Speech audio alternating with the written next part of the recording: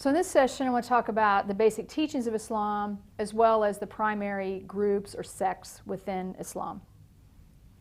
The core teaching of Islam is what's called the 5 pillars of Islam, or the 5 pillars of Allah.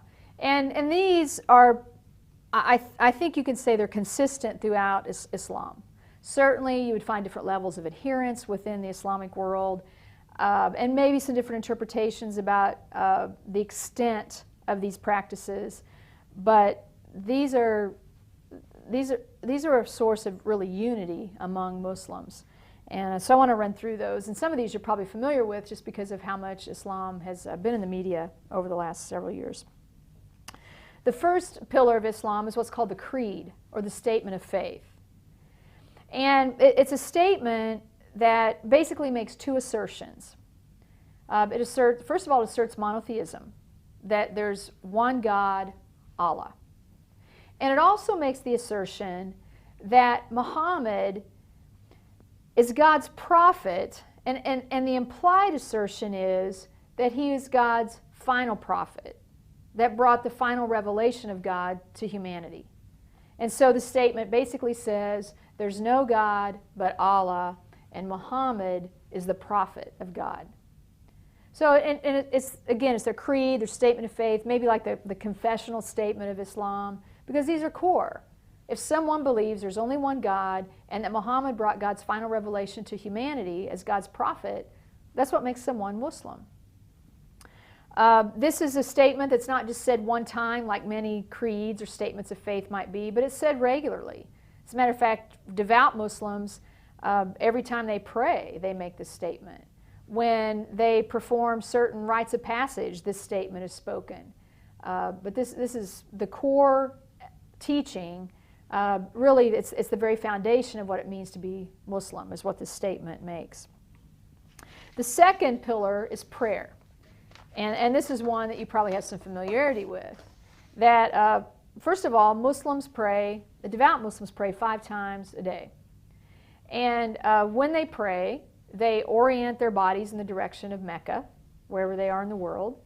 And so even in the homes of Muslims, especially devout Muslims, or in mosques where Muslims gather for prayer, the wall that people would need to face in the direction of Mecca is designated.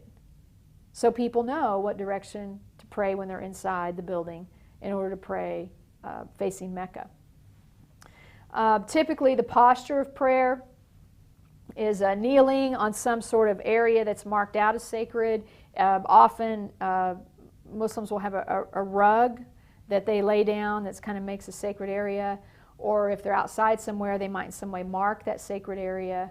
But there's a sacred area marked off, and the primary posture is kneeling, and then often from that kneeling position to go down to their forehead pressed against the ground with their arms also extended on the ground. So certainly a posture of submission. Again, that's what Islam means, is submission to Allah. And so the posture represents that submission. But Muslims pray 5 times a day. And you know, if you're in a country that's predominantly Islamic country, or maybe even in some neighborhoods in large cities here in the United States that are predominantly Islamic neighborhoods, things come to a stop during those times every day. Generally, there's some sort of a siren or bell or whistle that's sounded at those 5 times every day. And typically there's somebody who calls out from mosques that calls people to prayer at those 5 times every day. That these are important for devout Muslims to do. The the corporate time for prayer each week for Muslims is Friday at the midday prayers, like 11:30. And so if there's Christians often gather on Sunday mornings, Jews often gather on Friday nights. For Muslims, if there's a corporate gathering, it's often at that prayer on Friday. Sometimes in countries that where Islam is not predominant, like say here in the United States or in the Midwest, that might actually be on Friday night because a lot of them have to work on Friday. But in Islamic culture, or Islamic neighborhoods, it'd be Friday at the noonday prayers. So the creed is a statement of faith, prayer. Third pillar is fasting. Particularly Muslims have a month every year that's dedicated to fasting during the daylight hours. And the primary fast is a fast from food, drink, and sex during the daylight hours. But it also might serve kind of like for some of you that are familiar with Lent from some groups within Christianity. There also might be other things that you feel like you need to fast from during that time as a means of self-control, as a means of reconciling oneself to God or to people. But that's the primary fast during the daylight hours for that month.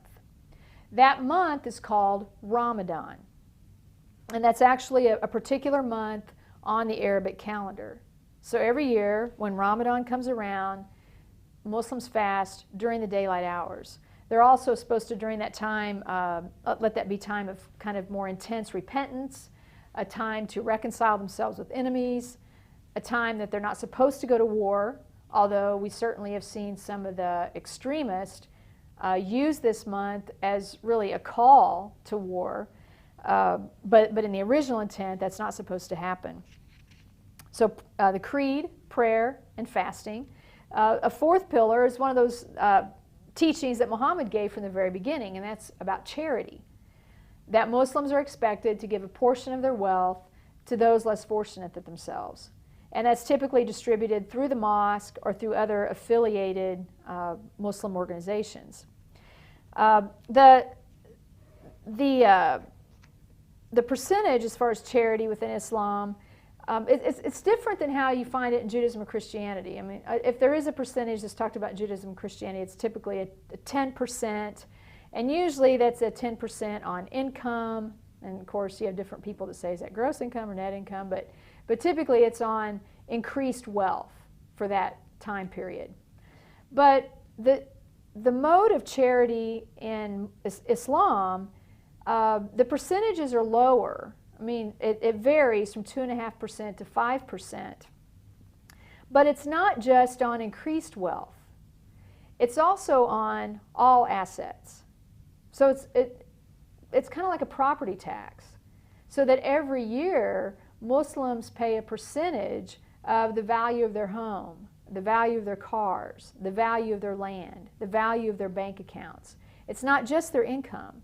So it actually probably ends up being significantly more than whatever the 10% tithe on an increase is that you find in Judaism and Christianity. The fifth pillar is the pilgrimage to Mecca. That every devout Muslim is to make a pilgrimage to Mecca at least once in their lifetime. And actually, when they go to Mecca, they don't just go to Mecca, but there's several other sites that they go to typically on that pilgrimage to take them back to the roots of their faith. But every Muslim is expected to make this pilgrimage at least once. It's the word for that out of Arabic is Hajj. And so Hajj signifies the pilgrimage to Mecca, but it's also another month on the Arabic calendar. And certainly Muslims can make that pilgrimage to Mecca anytime during the year. The obligation is to make the pilgrimage. But the month of Hajj is kind of like the best time to go. Maybe if a Christian was going to go to the Holy Land, you could go any time, but it might be more meaningful if you went at Christmas or at Easter as far as Christian holidays. Well, for Muslims, the significant time to go is during the month of Hajj. And thus, that's why the pilgrimage is also called Hajj. But Muslims are expected to fulfill this obligation as well. Now, I want to say a little something about the Arabic calendar. The Arabic calendar is a lunar calendar, so it's not based on revolutions of the sun as our calendar is, but rather it's based on the moon. The Hebrew calendar is also a lunar calendar. But the Hebrew calendar that you find in Judaism, every so many years adjust back to, and the main purpose of the adjustment is to keep celebrations at certain times of the year. So Passover is a spring celebration. So by adjusting the calendar, it always happens in the spring. Or the Feast of Booths or Feast of Tabernacles is a harvest celebration. And so by adjusting the calendar regularly, it keeps it in the fall. But the Arabic calendar does not adjust. It just continually perpetuates the lunar months, 28-day months. And so what that means is every month moves through every season of the year. So the month of Hajj, you know, if someone says, so what time of year is Hajj? Well, it depends. Because the calendar never adjusts. And so over time, Hajj moves throughout every season. Or Ramadan moves throughout every season. And so you can see where that there are some times in a person's lifetime that the fast of Ramadan is a greater sacrifice than other years, because it's about fasting during the daylight hours. And so during the summer months, that's a long fast. There's probably some welcome of Ramadan during the winter months when it's a shorter fast.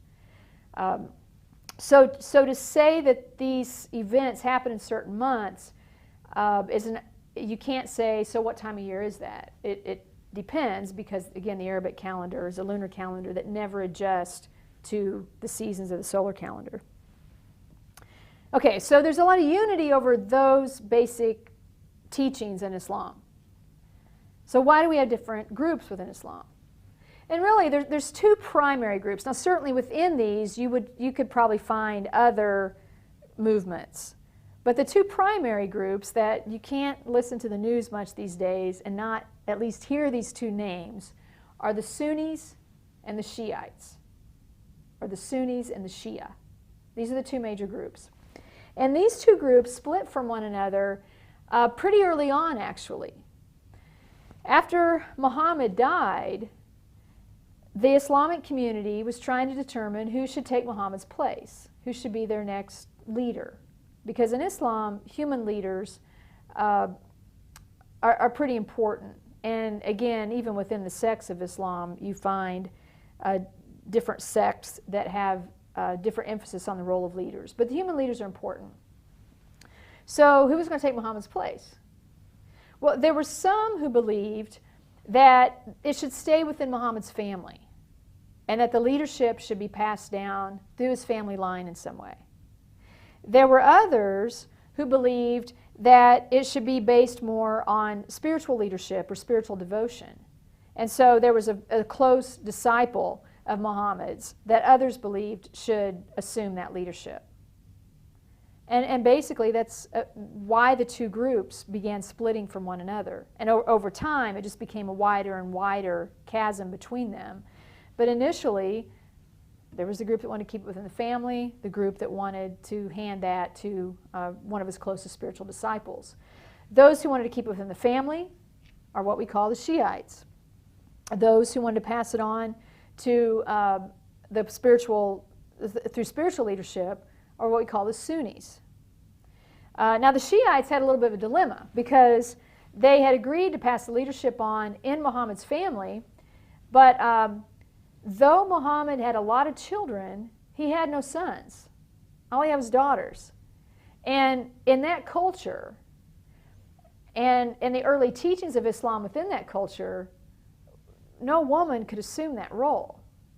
And so that role went to his son-in-law, Ali. And so his son-in-law, Ali, was the next leader of the Shiites. Again, his close spiritual disciple was the leader then of the Sunnis. That's where their differences began. As far as how that's filtered out over time, a broad stroke that I think I could say about the two is that, first of all, many Sunnis are open to some adaptation and interpretation of the faith within cultures. Certainly you'll find very devout, very committed to specific reading of the law, literal law, within the Sunni world. You'll find that. But you find more adaptation to culture and to time in the Sunni world.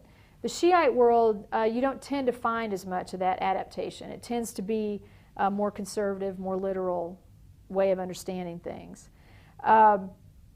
Also, as far as approaches to government, which this is one of the many issues that is going on with Iraq, at least at the time of the taping of this class, and that is that the Shia are interested in civil law and religious law being basically the same, or at least civil law being highly informed by Islamic law. And so there's a tight link between civil law and religious law in the Shiites' mind, or there ought to be. The Sunnis, again, by and large, are more open to civil law and religious law being distinct from one another.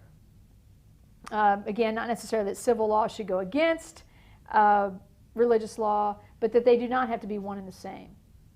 And so those are kind of some broad stroke differences between the two groups. And again, in Iraq, that's where you see part of the issue, because as Shiites gain control, which they are the majority in Iraq, the likelihood is that they'll want to have the law and the Constitution more informed by Islamic law. Whereas Sunnis are saying, they're more open probably to some of the more democratic type moves that we in the West would like to see. So that's the main distinctions between those two.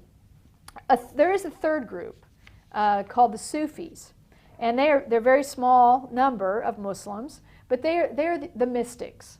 They are the people, men or women, who leave society, tend to either live as hermits or live in communities that are more focused on just that more experiential approach to their faith. And again, you might compare them to some of the monks or some of the nuns that you might find in some places within Catholicism that are, you're ascetics, you're more withdrawn from society for the purpose of spiritual practice. There's one term I want to make sure that I clarify beyond the things we've already talked about within Islam, and that is the term jihad. In class I always ask, so what does jihad mean? And of course, immediately everybody says in unison, holy war.